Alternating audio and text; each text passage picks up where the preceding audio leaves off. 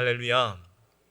오늘도 우리를 부르신 하나님의 그 부르심에 응답하여서 우리가 믿음으로 이 자리 가운데 함께 있기를 소원합니다. 여러분, 우리가 삶을 살아가면서 반드시 스스로 해야만 하는 질문이 있습니다. 그것은 바로 나는 과연 누구인가 하는 질문이지요. 즉 자기 정체성에 대한 물음이 우리에게는 반드시 있어야만 한다는 것입니다. 우리가 이 질문에 대한 답을 내리는 것은 우리의 인생에 있어서 너무나도 중요한 일입니다. 왜냐하면 내가 누구인지를 제대로 알아야지만 삶의 방향을 올바르게 설정할 수 있고 또 그 방향대로 나아갈 수 있기 때문입니다. 그렇다면 여러분은 자신을 누구라고 생각하십니까? 또 여러분은 스스로를 어떠한 존재라고 규정하시나요? 여러분의 정체성은 과연 무엇입니까? 사실 이 질문에 대한 답은 스스로 깊이 생각하고 고민한다고 해서 얻어지는 것이 아닙니다. 왜냐하면 우리의 진정한 정체성은 우리를 지으신 그 창조주 하나님과의 관계 속에서 비추어 볼 때야지만 발견할 수 있기 때문입니다. 그러므로 우리가 자신이 누구인가를 알기 위해서는 반드시 하나님의 말씀인 성경을 우선적으로 살펴보아야만 합니다. 오늘 본문 말씀인 이사야서 41장 8절과 9절에는 우리가 원했던 그 질문에 대한 답이 기록되어 있습니다. 8절과 9절 말씀을 함께 읽어보도록 할까요? 시작. 나는 여호와이니 이는 내 이름이라. 잘못 읽었네요. 8절과 9절 말씀입니다. 그러나 나의 종 너 이스라엘아, 내가 택한 야곱아, 나의 벗 아브라함의 자손아, 내가 땅 끝에서부터 너를 붙들며 땅 모퉁이에서부터 너를 부르고 내게 이르기를 너는 나의 종이라. 내가 너를 택하고 싫어하여 버리지 아니하였다 하였노라. 아멘. 여러분, 이 말씀 안에서 하나님께서는 이스라엘을 크게 세 가지의 호칭으로 부르고 계십니다. 뭐라고 부르고 계시죠? 나의 종, 내가 택한, 나의 벗입니다. 이것이 이스라엘이 가지고 있는 정체성이라는 것입니다. 여기서 종이라는 것은 하나님의 종을 말하는 것으로 구약 성경에서는 아브라함이나 모세, 다윗과 같이 하나님 앞에서 경건하고 신실하게 삶을 살았던 자들만이 얻었던 호칭이었습니다. 여러분, 종이란 어떠한 존재입니까? 과거 고대 근동 지방에서 종은 주인에게 충성을 다해야 될 책임을 지닌 존재였습니다. 그리고 그와 동시에 주인은 자신에게 충성을 다하고 있는 이 종의 목숨과 생계를 책임져야 할 의무를 가진 존재였지요. 하나님께서 이스라엘 백성들에게 너는 나의 종이라고 말씀하시는 이유는 이스라엘에게는 하나님께 충성해야 될 책임이 있으며 하나님께도 이스라엘 백성들의 삶을 보호하고 이끌어가야 될 책임이 있음을 말씀해 주고 있는 것입니다. 여러분, 우리의 정체성은 하나님의 종입니다. 아멘이신가요? 우리의 정체성은 무엇이라고요? 하나님의 종이라는 것입니다. 우리는 하나님의 종으로서 하나님의 말씀에 대한 순종과 복종이 있어야 하며 하나님께서 맡기신 모든 일들에 대한 충성하는 마음이 있어야 합니다. 그러나 요즘 많은 사람들은 세상의 종으로서의 삶을 살아가고 있습니다. 심지어는 교회 안에 들어와 있는 사람들마저도 세상의 종으로서의 삶을 살아가고 있지요. 세상의 가치관을 따라 살아가며 세상의 지식과 힘을 의존하고 세상의 향락과 즐거움을 주인으로 삼아 살아가고 있습니다. 그러나 여러분, 이 사실을 기억하십시오. 세상은 여러 가지 위험과 환난 속에서 사람들을 지켜주지 못합니다. 오히려 약한 자들을 밟고 더 높은 곳으로 올라가라는 것이 이 세상에 만연하게 퍼져 있는 이치이지 않습니까? 그러나 우리의 진정한 주인 되신 하나님은 우리가 연약하다고 해서 결코 외면하거나 버리시지 않으십니다.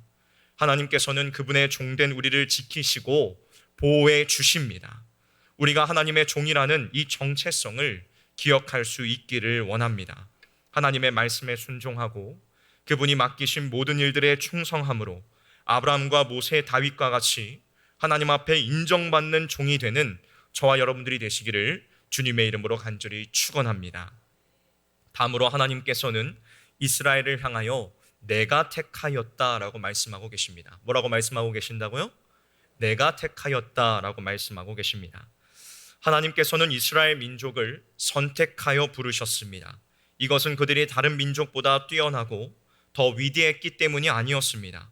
하나님께서 이스라엘 백성들을 선택하신 것은 오직 하나님의 은혜였습니다. 여러분, 우리 역시도 마찬가지입니다. 우리는 하나님의 약속 안에서 선택받은 구별된 자들입니다. 하나님께서는 우리를 땅 모퉁이에서 지명하여 부르셔서 하나님의 것, 하나님의 소유로 삼으셨습니다. 우리가 하나님의 선택받은 백성이 된 것은 우리가 하나님의 사랑을 받을 만한 어떠한 일들을 했다거나 다른 이들보다 뛰어나기 때문이 아니었습니다. 오직 하나님의 순전하신 은혜로 택함을 받았습니다. 그러므로 우리는 하나님의 택함을 받은 백성들로서 마음속에 감사함이 늘 있어야만 합니다.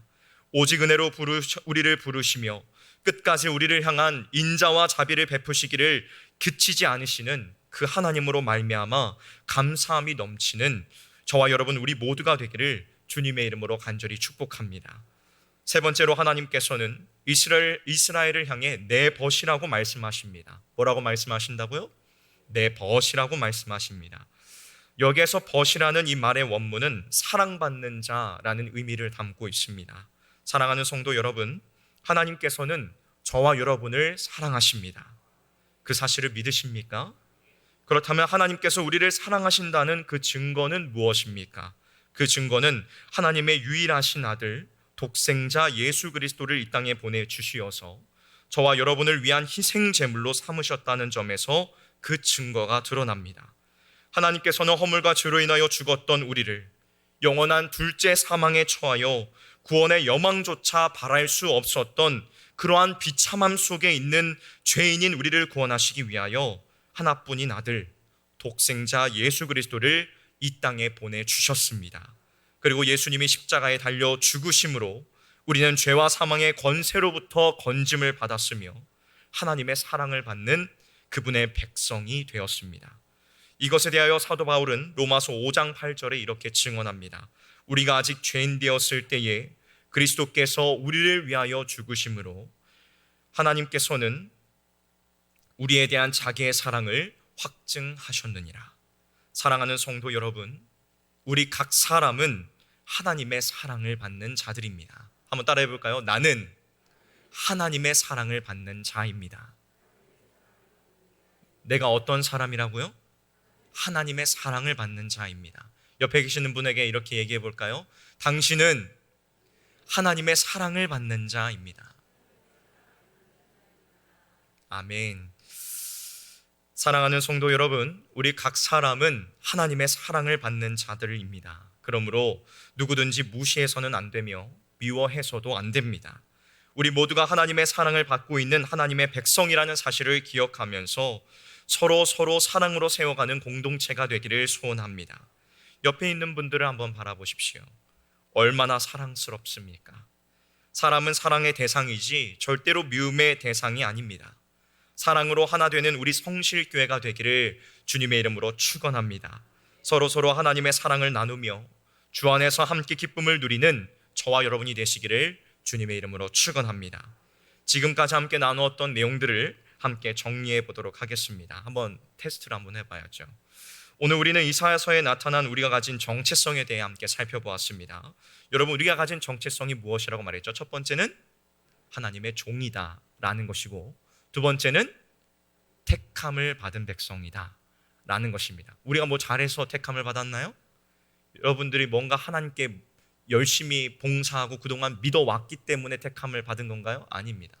순전히 하나님의 은혜와 사랑으로 인하여 여러분들은 택함을 받은 것입니다. 마지막 세 번째는 무엇이었죠? 네? 하나님의 사랑을 받는 자. 네. 우리는 벗이라는 것입니다. 우리는 하나님의 선택을 받은 구별된 백성들이고 그 유일하신 아들까지도 내어주실 만큼 측량할 수 없는 사랑을 받은 자들이라고 했습니다. 그런데 하나님께서는 그분의 백성들이 가진 이 정체성을 기억하게 하시면서 그것으로 끝마치시는 것이 아니라 이어서 놀라운 명령과 약속을 그들에게 계속해서 주고 계십니다. 우리가 그것을 함께 지금 살펴보기를 원합니다.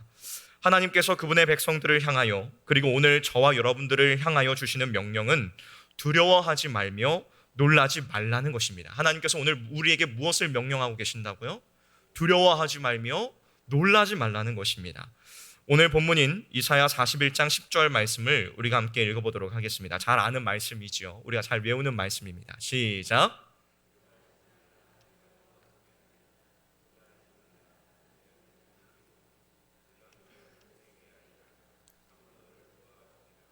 참으로 나의 의로운 오른손으로 너를 붙들리라. 아멘. 이사야서는 선지자 이사야의 예언이 담겨 있는 책으로 하나님의 말씀을 어기고 우상을 숭배하였던 이스라엘의 멸망과 바벨론에서의 포로 생활, 그리고 남겨진 자들에게 베푸시는 하나님의 회복에 관한 말씀이 담겨져 있습니다. 특별히 이 이사야 41장은 동방에서 일어날 왕 고레스의 통치와 그로 인한 이방 나라들의 소요에 관한 내용이 담겨져 있지요. 세상은 새롭게 일어날 왕 고레스로 인하여서 두려움에 떨 것이며 놀라게 될 것입니다. 그러나 하나님께서는 그분의 백성들에게 절대로 이것에 대해서 두려워하지 말며 놀라지 말라고 명령하십니다. 사랑하는 성도 여러분, 하나님께서는 오늘날 우리에게도 동일하게 두려워하지 말며 놀라지 말라고 말씀하십니다. 그런데 참으로 안타깝게도 우리는 삶 속에 닥친 환난과 어려움으로 인하여 심히 놀라며 두려워하고 있습니다. 그렇다면 왜 우리는 하나님의 명령과는 반대로 두려워하며 놀라는 것입니까? 그 이유는 첫째로 미래의 불확실함 때문입니다. 사람은 한 치 앞도 알 수 없는 인생을 살아가고 있습니다. 우리 중 그 누구도 미래에 어떠한 일이 일어날지 알고 있는 사람은 아무도 없지요. 물론 과거에 있었던 일들을 기반으로 해서 어느 정도의 미래를 예측은 할 수 있습니다. 그러나 그것이 언제나 정답이 되지는 못합니다. 여러분, 우리가 삶 속에서 문제를 마주하게 됐을 때 두려움을 겪게 되는 이유는 지금 겪고 있는 이 문제로 인하여서 앞으로 어떤 결과들이 나타날지 알 수 없기 때문입니다. 사람들은 근본적으로 이러한 문제를 안고 있기 때문에 두려움을 가질 수밖에 없지요. 다음 두 번째로 눈에 보이지 않는 하나님과 그분의 약속을 끝까지 신뢰하지 못하기 때문입니다. 만약 하나님께서 우리의 눈에 선명하게 보이는 분이셨다면 우리 중 문제 앞에 두려워하며 놀랄 사람은 아무도 없을 것입니다. 하지만 하나님은 우리의 눈에 보이지 않는 분이기 때문에 우리는 현실의 문제 앞에 걱정하며 두려워하고 어려워합니다. 여러분, 믿음은 하나님께서 주시지 않으면 우리 안에서 저절로 생겨나지 않습니다. 그렇기 때문에 하나님의 은혜로서 믿음이 주어지기를 우리는 늘 간구해야 합니다. 하나님께서는 오늘 말씀 속에서 두려워 말며 놀라지 말라는 막연한 명령만 주시는 것이 아니라 하나님의 백성인 우리가 믿음으로 붙잡아야 될 약속들 또한 주고 계십니다. 여러분, 하나님께서 이 말씀 속에서 우리에게 어떠한 약속을 주고 계십니까? 먼저 우리와 함께 하겠다는 약속을 주고 계십니다. 어떤 약속을 주고 계신다고요? 우리와 함께 하겠다는 약속을 주고 계십니다. 하나님께서는 우리와 늘 함께 하십니다. 하나님께서는 우리가 기뻐하는 그 순간에만 함께하고 계시는 것이 아니라 우리가 슬퍼하며 큰 낙심 가운데 놓였을 때, 문제 앞에 근심하며 탄식하고 있을 그때에도 우리와 늘 함께하고 계십니다. 때로는 고난 중에 하나님이 침묵하시며 우리와 멀찍이 떨어져 그저 우리의 고난을 지켜보고만 계시는 것 같은 느낌이 들 때도 있습니다. 하지만 그것은 우리의 느낌일 뿐이지 사실은 그렇지 않습니다. 하나님께서는 우리와 고난 중에 함께하시며 고난에 동참하고 계십니다. 사랑하는 성도 여러분, 어떤 문제 앞에 낙심하고 계십니까? 어떤 어려움으로 인하여 고민하며 슬퍼하고 계십니까? 우리와 함께 하시는 그 하나님을 의지하십시오. 우리와 함께 하신다는 약속을 신뢰하십시오. 하나님께서 우리의 문제를 아시며 우리가 이길 수 있도록 힘을 주실 것입니다. 마태복음의 마지막 장절인 28장 20절에서 예수님은 이렇게 말씀하셨습니다. 내가 세상 끝날까지 너희와 항상 함께 있으리라. 우리와 함께 하시는 하나님, 임마누엘이신 그분을 바라보며 의지할 수 있기를 원합니다. 하나님을 의지함으로 우리 앞에 있는 문제의 담을 넉넉히 뛰어넘으며 믿음으로 나아가 승리를 누리는 저와 여러분이 되기를 주님의 이름으로 간절히 축복합니다. 다음으로 하나님께서 주시는 약속이 무엇입니까? 하나님께서 나의 하나님이 되어주시겠다는 약속입니다. 우리에게 어떤 약속을 주신다고요? 함께 하시겠다는 약속뿐만이 아니라 하나님께서 나의 하나님이 되어주시겠다는 약속을 하고 있습니다. 레위기 26장 12절에서는 이스라엘 백성들이 가나안 땅으로 향할 때에 하나님께서 주셨던 그 언약의 내용이 담겨져 있습니다. 나는 너희 중에 행하여 너희의 하나님이 되고 너희는 내 백성이 되리라. 사랑하는 성도 여러분, 하나님께서 나의 하나님이 되어주신다는 사실이 우리에게 엄청난 위안이 되며 큰 힘이 되지 않습니까? 하나님은 어떠한 분이십니까? 여러분이 고백하고 있는 그 하나님은 어떠한 분이십니까? 하나님은 온 천지 만물을 말씀으로 창조하신 전능하신 분이시며 우리를 죄와 사망, 마귀의 권세에서 구원해 대신 사랑의 하나님이시고 주신 그 약속을 반드시 성취해 가시는 신실하신 미쁘신 하나님이 아니십니까? 그 하나님이 나의 하나님, 내 편이 되어 주신다는 사실이 얼마나 큰 위로입니까? 하나님께서 내 편이 되어 주시고 나의 피난처, 나의 방패, 나의 요새가 되어 주신다는 사실은 우리에게 담대함을 줍니다. 사랑하는 성도 여러분, 그 하나님께서 나의 하나님이 되어 주신다는 사실을 굳게 의지하십시오. 하나님은 우리와 멀리 계신 분이 아니십니다. 우리의 삶에 가장 가까운 곳에서 우리의 삶을 공감하시고 우리의 고난을 채울하시며 우리의 삶 가운데 놀라운 능력과 힘을 베풀어 주시는 분이시라는 것을 우리가 믿으며 나아갈 수 있기를 원합니다. 마지막으로 하나님께서 우리에게 주시는 약속은 내가 너를 굳세게 하며 참으로 도와줄 것이고 의로운 오른손으로 붙들어 주신다는 것입니다. 여기에서 등장하는 굳세게 하다, 도와줄 것이다, 붙들어 주신다라는 이 표현들은 모두 완료형으로 기록이 되어 있습니다. 이것은 하나님의 굳건한 의지의 표현들로 우리에게 이미 주어진 사실이라는 것입니다. 사랑하는 성도 여러분, 하나님께서 여러분들을 이미 굳세게 강하게 하셨습니다. 그리고 도와주신다고 약속하고 계십니다. 하나님의 의로운 오른손으로 여러분들을 붙들어 주실 것입니다.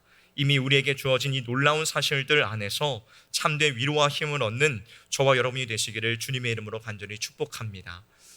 사랑하는 성도 여러분, 말씀을 마무리하도록 하겠습니다. 우리가 가진 정체성을 분명히 알기를 원합니다. 나는 하나님의 종이고 택함 받은 백성이고 하나님의 사랑을 받는 벗이라는 사실을 기억하면서 우리에게 주신 약속들을 붙들고 오늘도 승리하는 저와 여러분들이 되시기를 주님의 이름으로 축원합니다.